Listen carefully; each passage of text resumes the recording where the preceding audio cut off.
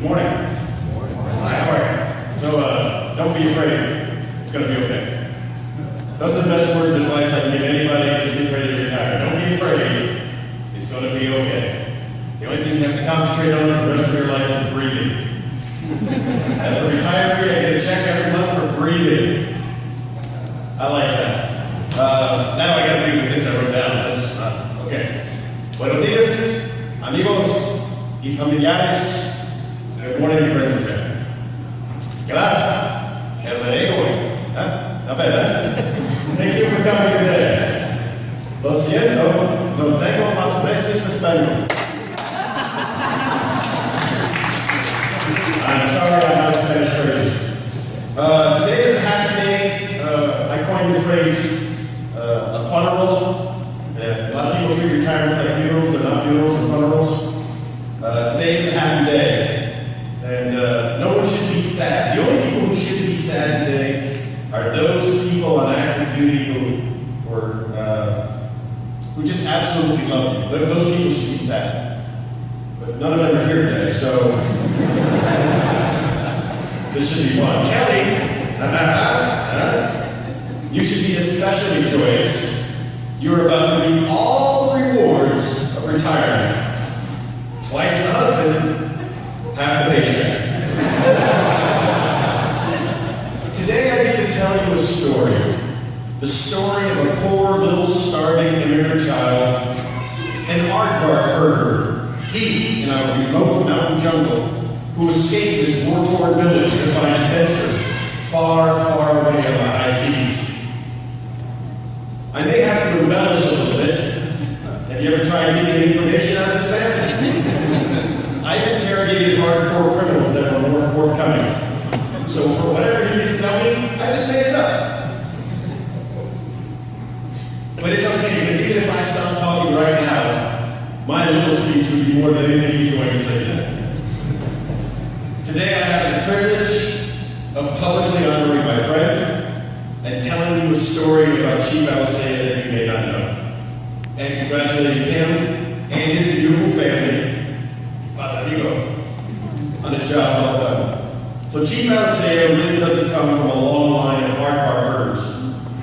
And he didn't grow up in a war-torn village. I mean, if you were in San Juan, maybe, but you weren't. So, he had a normal upbringing in Puerto Rico, and he was raised by loving parents. Cruz and Sergio, we are glad you can both be here with us today. He knew he wanted to join the Navy at an early age. Once he saw Maverick and the Iceman in the greatest recruitment ad of all time, he knew he was destined to be a fighter pilot. If you know the words, help me here. Basically, Sergio had the need for speed. He immediately joined the Sea Cadets and shipped out to Sea Cadet make-believe boot camp in Orlando, Florida. There was only one problem. No habla inglés. But where there was a problem, young Sergio would look for solutions. When other children had this problem, they looked at television shows like Gilligan's Island, Brady Bunch, or Cheers. That was the way to learn English. But not young Sergio. Sergio thought the best way of learning English would be through music. And not normal music. Head-banging death metal music. And although my friend does speak English, if you can get him to talk, and he has for a long time, it does come with some complications. When the recruiter told him he could be an airman, he translated that to pilot. And when he found himself working on an F-18 squadron as a plane captain, he didn't understand why everybody laughed each time he said, "Okay, but do I fly?"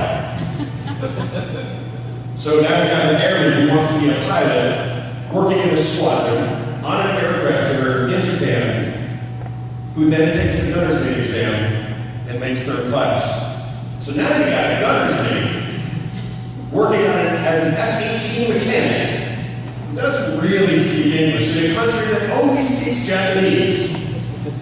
This is a recipe for disaster. mishaps do you think he had in his 3 years? 0. Never lost a plane, never lost a pilot. And then the inevitable happened. He had to transfer. The other services allow service members to homestead and stay in one location for almost their entire career. The Navy never liked that idea. Once you got good at your job and comfortable in your personal life, it's always time to shake things up. He spends the next year in the Panama Canal Zone. The next 2 years in the armpit of New Jersey. Earl, everybody? Really? Aboard the USS Sergios. Then 2 years with the blessed opportunity of serving with the United States military's premier combat construction forces, the United States Navy SEALs. As a member of Naval Construction Battalion 34 by Navy, then, after becoming a real man, he was off to Naval Training Center at Great Lakes, Illinois. Almost every sailor that entered the Navy between October 2002 and November 2005 had this man breathing down their back as they fired a pistol on the range. Most firing the pistol for the very first time. Anybody here go to boot camp between October 2002 and November 2005? A couple of them. Maybe times have changed, but when I went to that very same range a few years earlier, we were actually threatened with deadly force. There was no short order. They told us if you do something wrong, they would shoot you. Did you still do that in the kind of you did? So for those few hands that raised up that went to boot camp and fired at a range when he was there, this is the guy who could have shot you. But he wouldn't have said it that way. I will shoot you. That's not Sergio's way. He would have just given you a long dissertation with something like,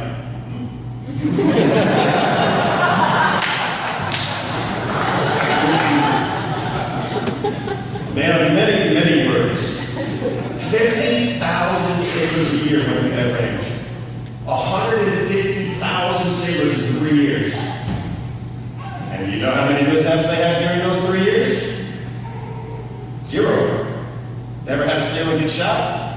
Never had to shoot a sailor. And as big as an accomplishment as that is, that wasn't his biggest accomplishment. Using his improved English and his overinflated sense of Top Gun ego, he went to the strange and enchanting land of Wisconsin. Right? There he approached a woman at a bar. She rejected. He approached another woman at a bar. She rejected. But she directed to her sisters. And he approached another woman at the bar because, and she didn't. Let me, that's guy sorry. His pickup line was so ironclad. I don't know how this has worked for all of us. And I'm not kidding when I say his pickup line was, I'm in the Navy. And it didn't work. Okay, yours lady, even in the wonderful land of Wisconsin. Until one time, when he says, I'm in the Navy. And he gets the response, I'm in the Marines. And so it begins. 1 becomes 2, and eventually 2 becomes 3, and then 3 becomes 4, and they finally escape Illinois. The young couple moves to every sailor's favorite duty station, Norfolk, Virginia. And for the next several years, or 7 years, they moved several times, but never leave the Tidewater area. 7 years in one location. And then GM1 Alicea retired. Yeah. End of story. Done deal. Piped off. Well, obviously, he wasn't very good to be here today. He gets the call while he's on terminal leave. Congratulations, you've just been selected for chief petty officer. Come back and work immediately. But once you get piped off, your desire to follow orders stringently and immediately, not so much. He told him no. Yep, got 2 sick babies at the house, I'm not coming in. And he negotiates. You can't even imagine how that negotiation went. You need to come back and work immediately. No. Seriously, you need to come back? No. Cornrow, right? Yeah. Eventually he goes back, he transitions from first class to chief, and then he accepts orders that get him out of Norfolk and onward to beautiful Rose Spain. While here, he spent 1 year fixing his motorcycle. 2 years complaining about the range, and all 3 years getting to do what means the most. Going home every day to this crazy woman Marine, and 2 adorable children. As sailors, when we get the rare opportunity to go home every day, we should appreciate it more. In my 26 years of active duty, my only regret is not spending more time with my kids. If I ever see somebody squandering that opportunity, I remind them, go home. Go home. The Navy is only temporary. Even Chester Nimitz had to retire. But our family is forever. And with that said, Senora Cruz, Senora Cruz, Senor Sergio. Gracias, Sergio. Kelly, gracias por su esposo. Rosarito, you speak better than Spanish than he does. Gracias por su padre. Thank you for sharing your son, your husband, and your father with us.